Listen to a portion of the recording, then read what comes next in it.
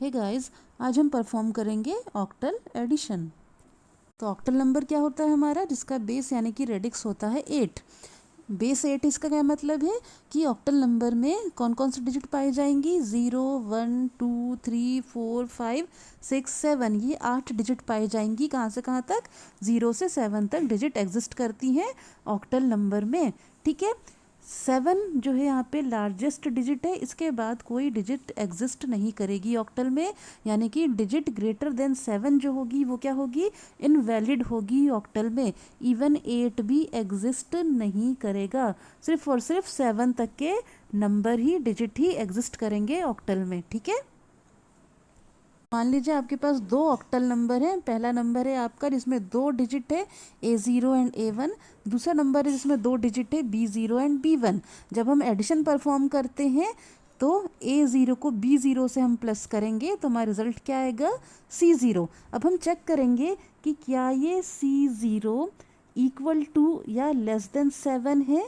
अगर ये C0 equal to या लेस देन 7 है, इसका मतलब क्या है कि ये जो है आपका डिजिट वैलिड आया है। ये जो सम आया ये आपका क्या आया है, वैलिड आया है।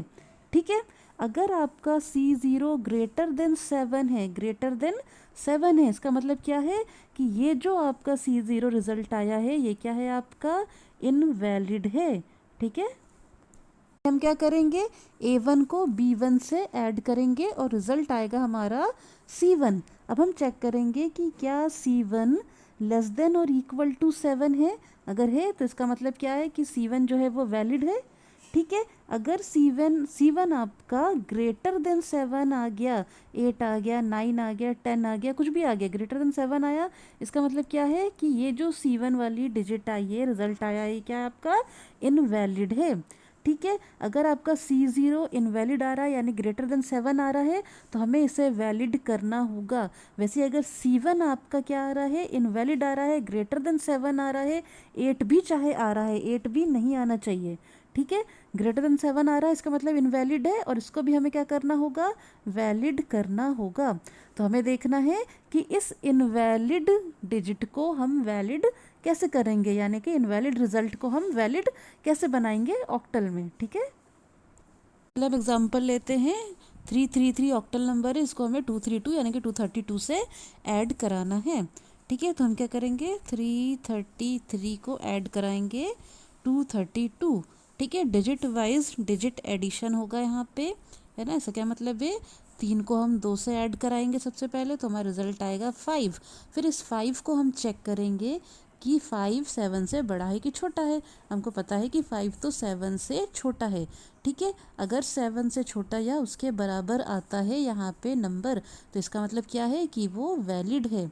ठीक है, क्योंकि 5 7 से छोटा है इसका मतलब ये वैलिड है। इसको एज इट इज़ हम लिख देंगे, है ना। इसके बाद हम 3 को 3 से ऐड कराएंगे, रिजल्ट आएगा आपका 6। 6 भी आपका 7 से छोटा है, इसका मतलब क्या है, वैलिड है। इसको एज इट इज़ लिख दीजिए। देन 3 को हम ऐड कराएंगे 2 से, रिजल्ट आएगा आपका 5। अगेन 5 7 से छोटा है यानी कि बिल्कुल वैलिड है, इसको हम एज इट इज़ लिख देंगे।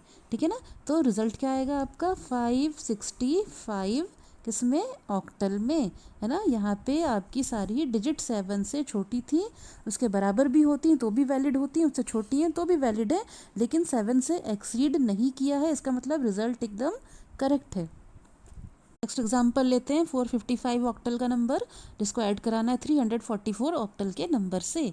ठीक है, तो सबसे पहले हम 5 को 4 से ऐड करते हैं, रिजल्ट आता है हमारा 9। अभी हम इसे चेक करते हैं कि 9 जो आपका क्या है, ग्रेटर देन, लेस देन और इक्वल टू 7 है।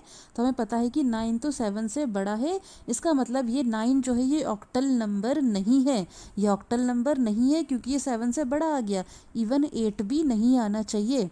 इसका मतलब क्या है कि इस 9 को हमें ऑक्टल नंबर बनाना पड़ेगा।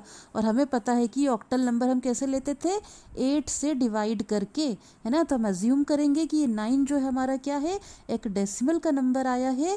इसको हमें ऑक्टल में कन्वर्ट करने के लिए क्या करना होगा, 8 से डिवाइड करना होगा।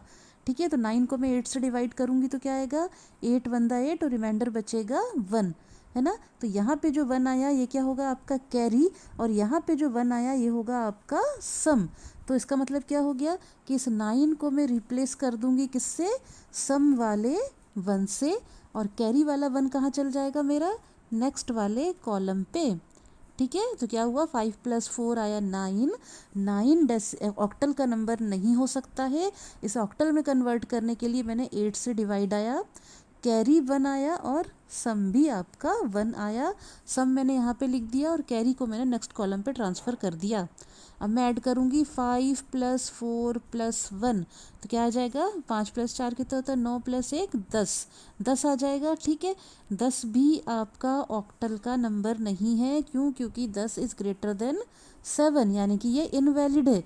वैलिड करने के लिए मुझे क्या करना होगा, इसको 8 से डिवाइड करना होगा। ठीक है, क्या करूँगी, 5 + 4 + 1 यानी कि 10 को ऑक्टल में कन्वर्ट करने के लिए 8 से डिवाइड करूँगी, तो क्या आ जाएगा, 8 1 8 और रिमाइंडर क्या बचेगा, 2। तो ये जो 2 बचा ये हो गया सम और ये हो गया कैरी। ठीक है, तो 2 हो गया आपका सम और कैरी को मैंने कहाँ लिख दिया, यहाँ पे। ठीक है ना, कैरी हमेशा 1 ही आएगी, आप ध्यान में रखिएगा, सम की वैल्यू आपकी चेंज हो जाएगी। ठीक है, नेक्स्ट मैं क्या करूँगी, 4 + 3 + 1 क्या हो जाएगा आपका 8। 4 + 3 + 1 क्या हो जाएगा आपका 8। ठीक है, अब 8 भी आपका 7 से बड़ा है, यानी कि ये भी इनवैलिड नंबर है, ऑक्टल नंबर नहीं है। ऑक्टल में कन्वर्ट करने के लिए मैं क्या करूँगी, इसको भी 8 से डिवाइड करूँगी। 4 + 3 + 1 आया आपका 8, इसको ऑक्टल में करने के लिए 8 से डिवाइड करेंगे, तो क्या आ जाएगा, 8 1 8, रिमाइंडर बचेगा 0।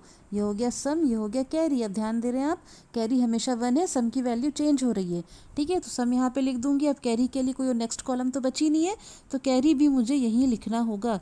इसका मतलब क्या है कि 455 + 344 जो ऑक्टल नंबर थे, उनका रिजल्ट क्या आया, 1021, किसमें, ऑक्टल में, है ना। आपने क्या ध्यान में रखा, आपने पहली नंबर की पहली बिट को दूसरी नंबर की पहली बिट से ऐड किया, रिजल्ट आपने देखा आया आपका क्या था, 9, जो कि वैलिड नहीं था। इसका मतलब आप क्या करेंगे, उसको डिवाइड बाई 8 करेंगे। ठीक है, और इसी तरह से आप आगे की बिटों को भी ऐड करेंगे। एग्जाम्पल लेते हैं, लास्ट एग्जाम्पल 445.34 एंड इसको ऐड करना है 264.34 से। ठीक है, पार्ट भी आ गया यहाँ पे, तो हम क्या करेंगे, फ्रैक्शन पार्ट से चालू करेंगे। 4 + 4 करेंगे, आ गया आपका क्या, 8 जो है वो क्या है, ग्रेटर देन 7 है, इसका मतलब इनवैलिड है। वैलिड करने के लिए मैं क्या करूँगी, इसको 8 से ही डिवाइड करूँगी, तो क्या आ जाएगा, 8 1 8 और रिमाइंडर बचेगा 0। ये हो गया सम, ये हो गया कैरी। अगेन कैरी आपकी 1 आई, सम मैंने यहाँ पे लिखा, कैरी को मैंने नेक्स्ट कॉलम पे पहुँचा दिया। फिर मैं क्या करूँगी, 3 + 3 + 1 यानी कि 7। अच्छा, अब 7 तो एग्जिस्ट करता है ऑक्टल नंबर में, यानी कि ये बिल्कुल सही है, इसको एज इट इज़ लिख दीजिए। ठीक है, इसके बाद मैं करूँगी 5 + 4 यानी कि 9। 9 जो है आपका बड़ा है 7 से, एग्जिस्ट नहीं करता है, इसका मतलब इसको 8 से डिवाइड करना पड़ेगा। तो 9 को मैंने क्या किया, 8 से डिवाइड किया, तो क्या आ गया, 8 1 8, रिमाइंडर बचा आपका क्या, 1। तो ये हो गया सम, ये हो गया कैरी। सम मैं यहाँ लिख दूंगी और कैरी को ऊपर पहुँचा दूंगी नेक्स्ट कॉलम पे। देन 6 + 4 + 1 क्या हो जाएगा आपका 11। 11 भी ग्रेटर देन 7 हो गया। ठीक है, इसका मतलब क्या है, इसको भी मुझे अब चेंज करना पड़ेगा। किस में चेंज करना पड़ेगा, ऑक्टल में चेंज करना पड़ेगा। कैसे मैं चेंज करूँगी, 11 को मैं डिवाइड बाई 8 करूँगी, तो क्या आ जाएगा, 8 1 8, रिमाइंडर बचा 3। ये हो गया सम, ये हो गया कैरी। ठीक है, सम को मैं यहाँ पे लिख दूंगी और कैरी को मैं ऊपर पहुँचा दूंगी। अब क्या हो जाएगा, 4 + 2 + 1 क्या हो जाएगा, 7। ठीक है, अब 7 तो एग्जिस्ट करता है ऑक्टल नंबर में, यानी कि ये बिल्कुल सही है, इसको मैं एज इट इज़ लिख दूंगी। तो इस तरह से क्या हुआ, डिजिट वाइज डिजिट में ऐड करूंगी, और जहाँ भी मेरा 7 से बड़ा आएगा डिजिट सम में, रिजल्ट में, तो मैं क्या करूंगी, उसे वापस डिवाइड बाई 8 कर दूंगी, है ना। यहाँ पे आपका रिजल्ट क्या आया, 731.70। ठीक है।